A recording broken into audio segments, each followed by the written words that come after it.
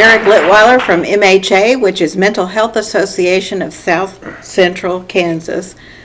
I always feel like I lisp when I say that. You do it well. You got it. And you were talking to me about doing some YouTube videos. Yeah, I've been at MHA a little over 4 years now, and when I got there, kind of the reason they put the communications piece onto my job title is there was really recognition that the organization, even though we've been around now for 65 years, just is really not well known in the community. Mm-hmm. So when I got there, I think we had a Facebook page, and maybe it was updated like once or twice a week if we were lucky.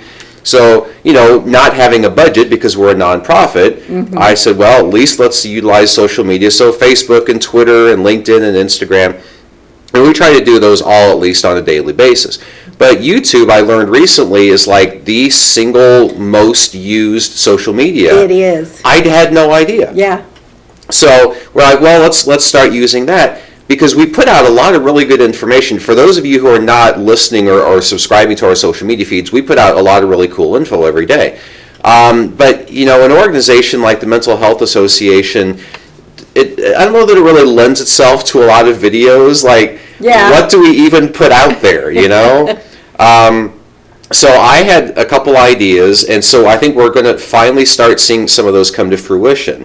Because we want to build that aspect of social media as well. Mm-hmm. So one of them that I really liked was, we've obviously got a lot of really qualified and knowledgeable therapists.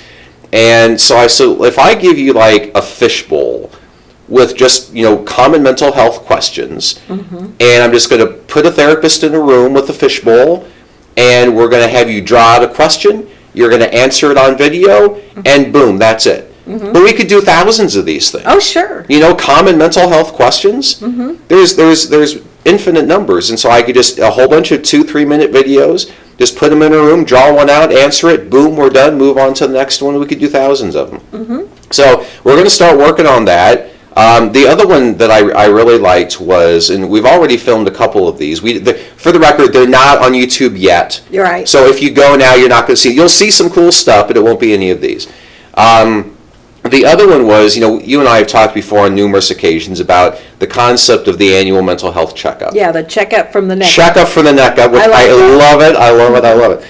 But my thing is, like, the average person on the street has no idea what an annual mental health checkup looks like. Mm-hmm. Like, they know what it looks like when they go get a physical. Sure. But they don't know what it looks like when they're thinking about going to a therapist, like how long am I there, where am I going, who am I going to talk to, where am I going to be sitting, what are they going to ask me? Mm-hmm. Like, we don't know these things because most people haven't done the annual mental health checkup. Sure. So I had the idea of calling, like, the closest thing that Wichita has to celebrities. Mm-hmm. Call, like, news personalities, call like well-known business leaders, elected officials, mm-hmm. and have them come out and film them getting the checkup from the neck up. And then put the whole thing on video so people mm-hmm. can see, like, we have Sarah Lopez pulling up to the building. We have Sarah Lopez getting out of her car and walking into the building. We have Sarah Lopez walking through the front door into the lobby and going to the receptionist desk. Like, the whole process is filmed. Mm-hmm. And so we've got Sarah, we got Lacey Cruz doing this.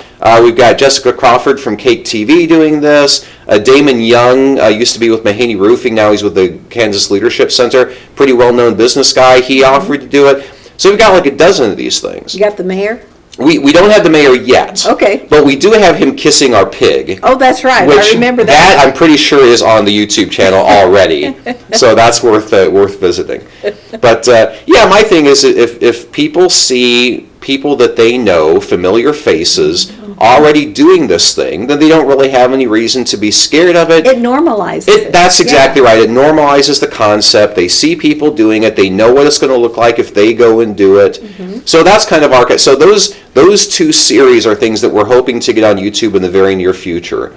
That will, kind of normalize the concept, let people see what MHA is all about, and mm-hmm. kind of start removing that screen that they all think we hide behind, and just make mental health conversations a part of normal life, Well, we've talked for a couple of years now about how there is such a stigma about mental health. Yeah. And it really doesn't need to be there because we all have physical health. Sure. mental health is the same thing. Right. It's just a different aspect.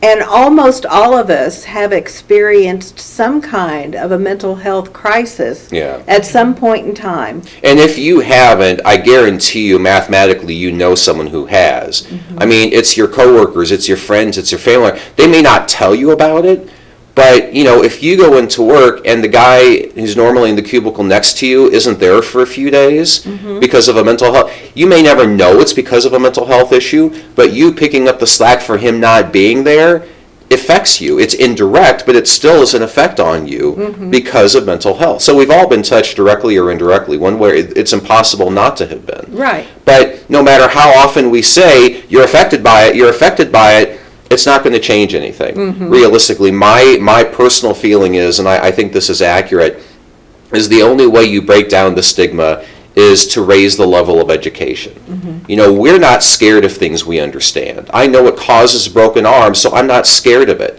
But I have no idea what causes schizophrenia. I don't know what causes bipolar disorder. And I work in the industry. Yeah. If I don't know, other people don't know either. And again, when they don't know, then they're scared of it. That's just the human programmed response. Well, and a lot of times too, if someone knows that someone else has a mental health issue, they don't know how to talk to them. Yeah, they ignore it because they don't know what to say. And, you know, that's not good to start with, but we also know that's the most common response when someone's talking about taking their own life. Right. When family members don't know how to respond to their son, their daughter, whatever, talking about suicide, they don't respond. And all that does is reinforce for that individual, well, I guess nobody cares. I thought I didn't, which is why I'm going to kill myself. But now I mentioned it and still nobody said anything. So clearly I was right. They really don't care. So I might as well go ahead and do it. Wow. You know, but that's the response. And we don't think about the ramifications of not saying anything, but that's what causes it. If we can raise the level of education and increase the understanding of where these mental health issues come from, we demystify them. By people understanding them, then they have no reason not to talk about them. They have no reason to be scared of them. So that's why education is still a huge part of what we do. And those social media channels are just one more way of raising that level of education. Yeah. And you cannot tell me that social media does not have power because no question. You know, I mean, a lot of us are glued to our phones. Yeah, that's exactly on right. a daily basis, reading our friends' Facebook statuses. Yeah. And the last 2 years have only made it worse. I mean, something that used to be a short-term coping skill has now become an addiction because we've tripled down on it because of 3 times the stress. Exactly. Well, Eric, it's always a pleasure having you here. I Thanks appreciate for joining it. us. My pleasure. And we'll be back in just a couple minutes with Dr. Charles and his guest, Dennis Redwell. So stay with us.